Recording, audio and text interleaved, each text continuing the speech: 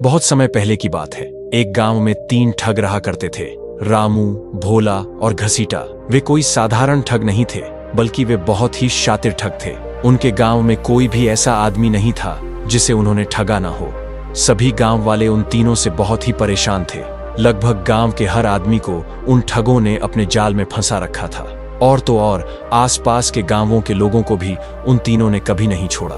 अब तो आसपास के गांव और उनके अपने गांव के सभी लोगों को यह पता चल चुका था कि यह तीनों बहुत ही बड़े ठग हैं और अपनी ठग विद्या के नए नए तरीके आजमाकर यह लोगों को ठगते ही रहते हैं। इसलिए उस गांव के लोग और आसपास के गांव के लोग उन सभी से सावधान रहते थे। जैसे ही किसी भी गांव के आदमी को उन तीनों में से कोई एक या वह तीनों सामने से आते हुए दिखाई दे जाते तो गांव के लोग अपना रास्ता बदल लेते। इस तरह से अब उन तीनों को अपनी रोजी रोटी कमाने में बहुत ही परेशानी होने लगी थी। हालत यह हो चुकी थी कि अब उन तीनों के झांसे में कोई भी नहीं आता था।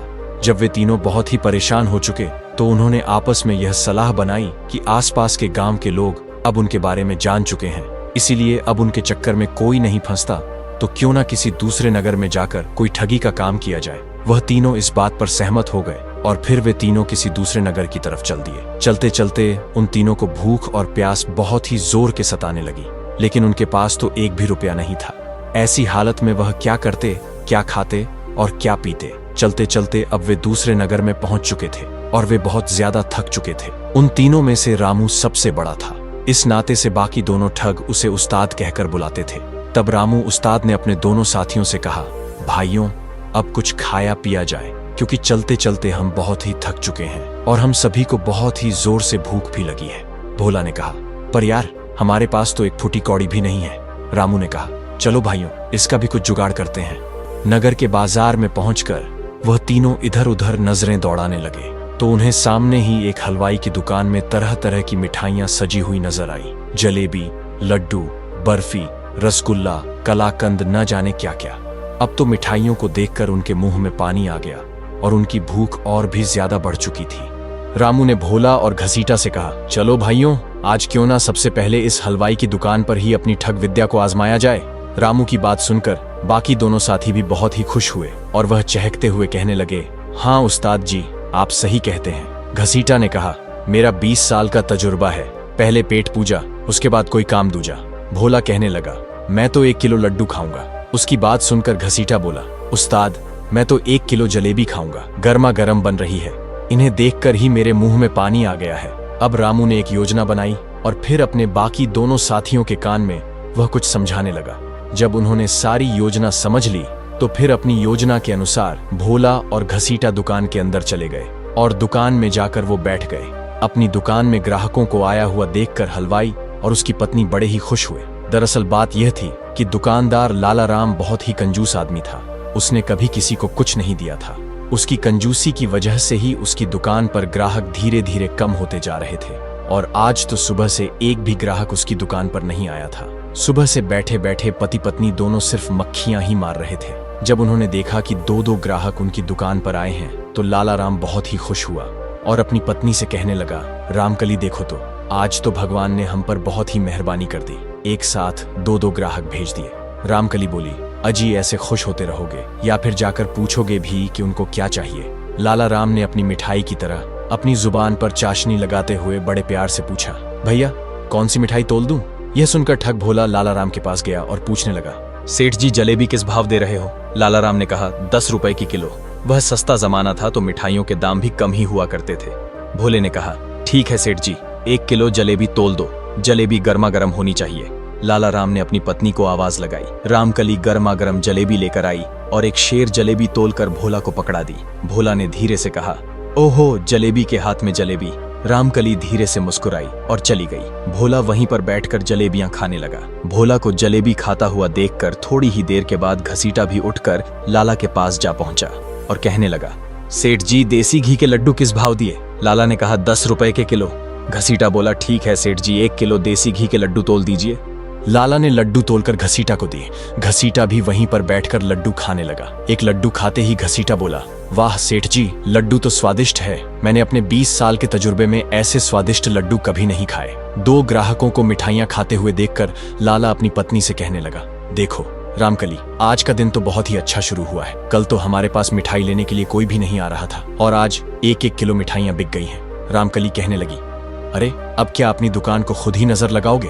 थोड़ी देर के बाद भोला जलेबी खत्म कर बोला, वाह सेठ जी, जलेबी तो एक ही नंबर स्वादिष्ट है। शायद आपकी पत्नी रामकली ने बनाया होगा। और फिर हाथ झाड़े मूंछों को ताव दिया और दुकान से बाहर जाने लगा कि तभी लाला राम ने उसे आवाज लगाई, अरे भैया जलेबी के पैसे तो देते जाओ। भोला कहने लगा, सेठ जी मैंने तो आते ही तुम्हें 10 रुपए पकड़ा दिए थे, जब आपने भाव बताया था उसी समय।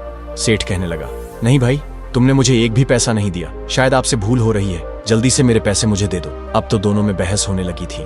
भोला कहने लगा कि उसने 10 रुपए लाला सेठ को दे दिए, जबकि लाला सेठ का कहना था कि मुझे एक भी पैसा नहीं मिला। इसी बीच घसीटा ने जोर से आवाज लगाकर कहा, सेठ जी दोनों के झगड़े में मेरे पैसों को भूल मत जाना। मैंने तो आते ही आपको 50 रुपए दे दिए थे, 10 रुपए के लड्डू हो गए, अब बाकी के 40 रुपए बकाया है। लाला सेठ यह सुना तो उसके चेहरे का रंग उड़ गया। सोचने लगा, अब यह दूसरा भी मुझे ठगने के लिए आ गया।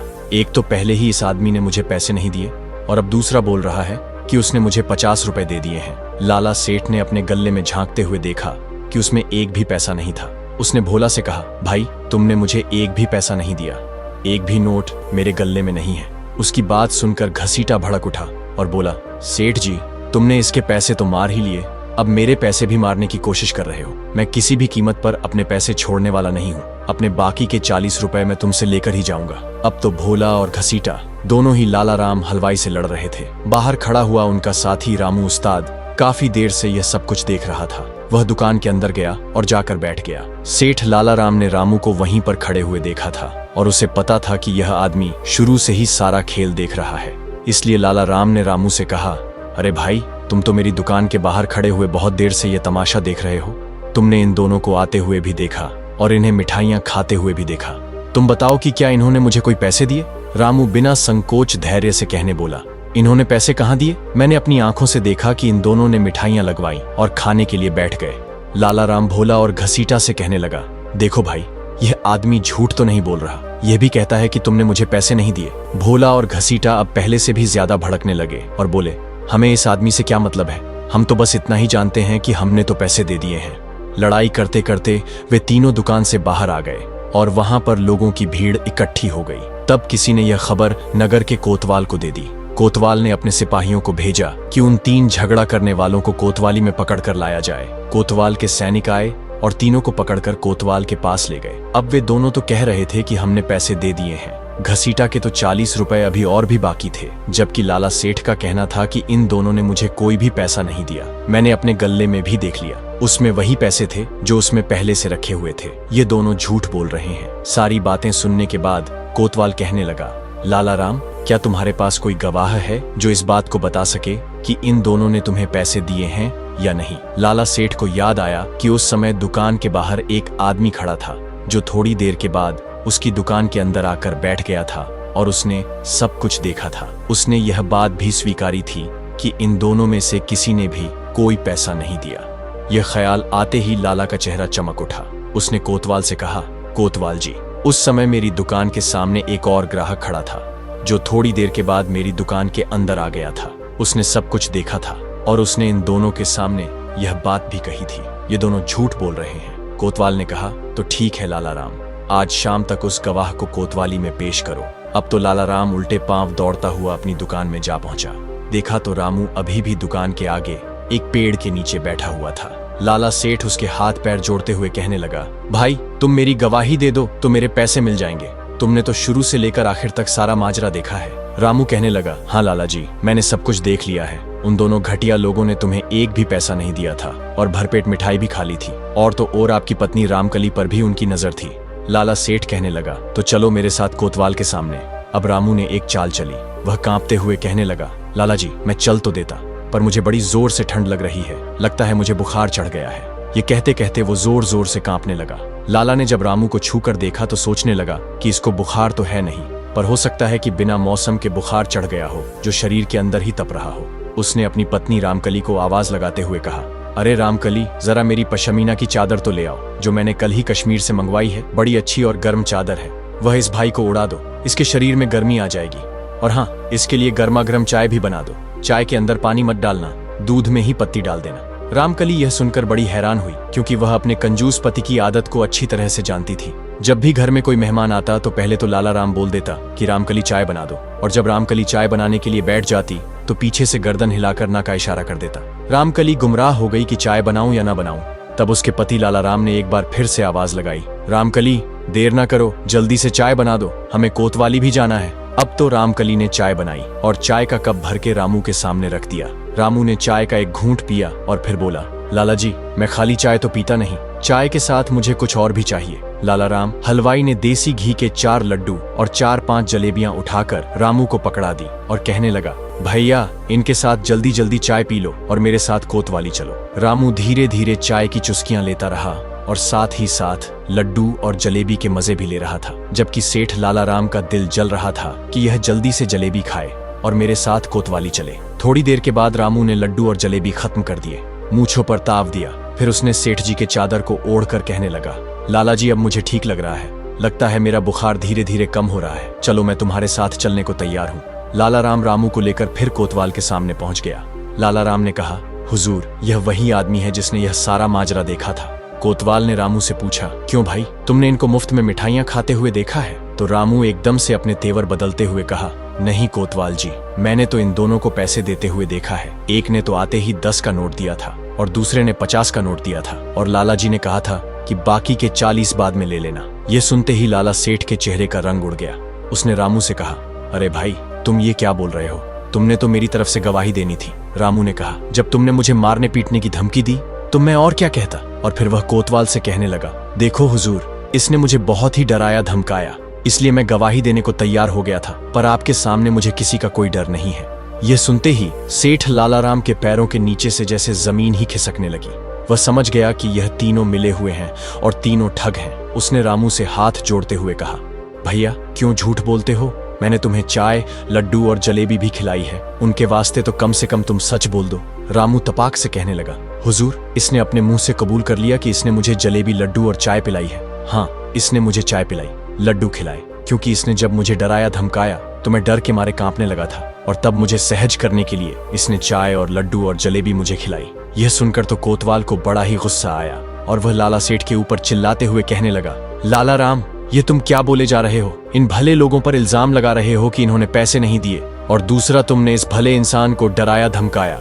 इतना सुनकर रामू बोला, हुजूर इस लाला का कोई भरोसा नहीं है, ये तो ये भी कह सकता है कि मैंने जो चादर ओढ़ रखी है वह इसी ने मुझे दी है। लाला चिल्लाकर कहने लगा, हाँ हाँ हुजूर ये चादर मेरी है और मैंने इसे तब दी थी जब इसे ठंड लग रही थी। रामू अब कोतवाल की तरफ देखते हुए तपाक से बोला, देखा हुजूर जो मैंने कहा था वह सच हो गया, यह तो एक नंबर का ठग है, मिठाई देकर लोगों से दोगुनी कीमत वसूल करता है। अब तो कोतवाल का गुस्सा 7वें आसमान पर पहुंच गया।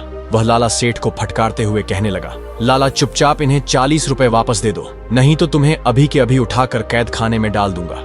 लाला भी अब यह अच्छी तरह से समझ चुका था कि वह ठगों के जाल में फंस चुका है, और उसने 40 रुपए निकाले और घसीटा को दे दिए, और फिर बिना किसी अपराध के वो माफी मांगकर मुंह लटकाकर अपनी दुकान की तरफ चल दिया। तीनों ठग भी खुश होकर कोतवाली से बाहर आ गए और लाला सेठ को पीछे से धीरे से कहने लगे, क्यों लाला राम कैसी रही हमारी चालाकी, मिठाई भी खा ली और पैसे भी नहीं दिए, और तुमसे तुम्हारी कीमती चादर भी ले ली। लेकिन ठगों को यह मालूम नहीं है कि जब वे लोग लाला को चिढ़ा रहे हैं उसी समय कोतवाल का एक सैनिक उनके पीछे से यह सब कुछ सुन रहा है। इसके बाद तीनों ठग और लाला अपने अपने रास्ते चले गए। सैनिक ने यह बात कोतवाल को बता दिया। अब कोतवाल को इस बात का एहसास हो गया कि उसने एक गलत फैसला किया है और यह तीनों शातिर ठग हैं, लेकिन उसके पास कोई सबूत नहीं था, इसीलिए उसने ठगों से कुछ नहीं कहा और उन्हें जाने दिया। इसके बाद तो तीनों ठगों के हौसले और भी बढ़ चुके थे। वह सोचने लगे कि इस शहर के लोगों को बड़ी ही आसानी से ठगा जा सकता है। वे तीनों रात बिताने के लिए एक पुराने खंडहर में पहुंच गए।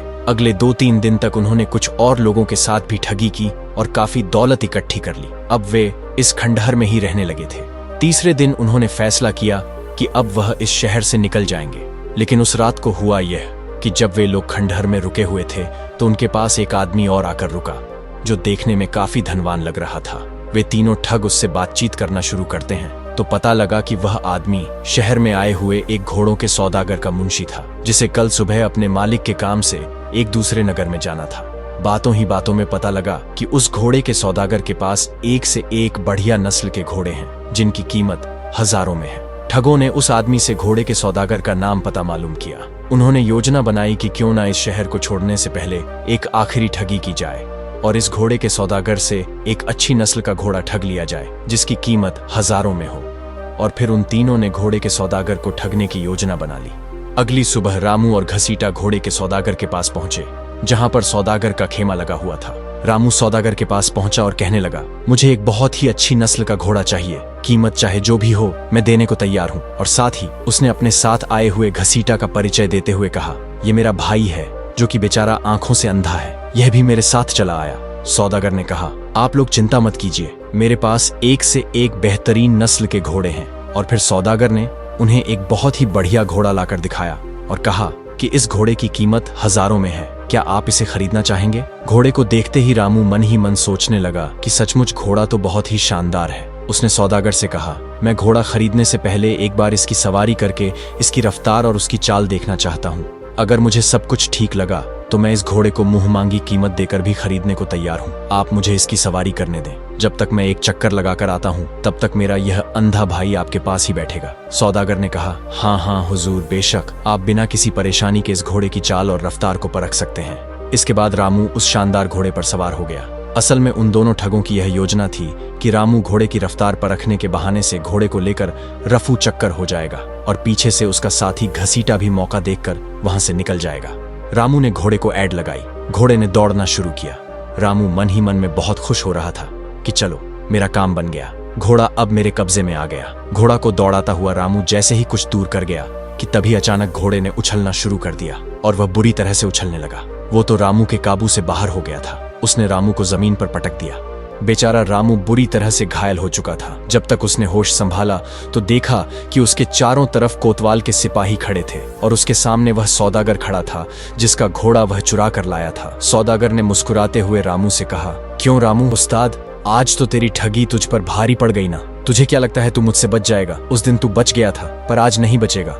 रामू को कुछ समझ नहीं आ रहा था कि सौदागर किस दिन बचने की बात कर रहा है। सौदागर ने कहा, मैं कोई घोड़ों का सौदागर नहीं बल्कि मैं नगर का कोतवाल हूँ और यह सारा नाटक मैंने ही रचाया था। उस दिन जब तुम लाला राम हलवाई को ठग कर खुशी खुशी वापस लौट रहे थे तब मुझे तुम तीनों पर शक हो गया था, लेकिन मेरे पास तुम्हारे खिलाफ कोई सबूत नहीं था और मैं तुम्हें हाथों पकड़ना चाहता था। इसलिए मैंने अपने कुछ जासूस तुम्हारे पीछे लगा दिए जो कि तुम्हारी हर गतिविधि पर नजर रख रहे थे। वह आदमी जो तुम्हें सराय में मिला था और जिसने तुम्हें मेरे घोड़ों के बारे में बताया था वह भी मेरा ही आदमी था। और जिस घोड़े को चुराकर तुम भाग रहे थे ये कोई मामूली घोड़ा नहीं है बल्कि यह मेरा घोड़ा है और इसको मैंने इस तरह से प्रशिक्षित किया है कि यह मेरी पीठ पर मेरे अलावा किसी और को बैठने ही नहीं देता और जो ऐसा करता है उसका वही अंजाम होता है जो तुम्हारा हुआ। और तुम्हारा वह दूसरा साथी जो कि अंधे होने का नाटक कर रहा था उसे भी मेरे सिपाहियों ने गिरफ्तार कर लिया है। अब जल्दी से अपने तीसरे साथी के बारे में बताओ, वरना मेरे सिपाही तुम्हें कोड़े मार मार कर तुम्हारी चमड़ी उधेड़ देंगे। मरता क्या ना करता। बेचारा रामू अब अपने ही जाल में फंस चुका था। कोड़े पड़ने के डर से उसने तुरंत अपने तीसरे साथी के बारे में बता दिया जो कि वहीं से कुछ दूरी पर उन दोनों का इंतजार कर रहा था। कोतवाल के सिपाहियों ने तीसरे ठग को भी गिरफ्तार कर लिया। इस तरह से वह तीनों ठग जो आज तक कई लोगों को ठग चुके थे अब कोतवाल के हाथ लग चुके थे और उन्हें कई सालों तक कारागार में रहने की सजा सुना दी गई। उन तीनों ठगों के पकड़े जाने पर लोगों ने अब राहत की सांस ली और उन तीनों से आजाद हुए माल को उन सभी लोगों को वापस लौटा दिया गया जिनसे उन ठगों ने ठगी की थी।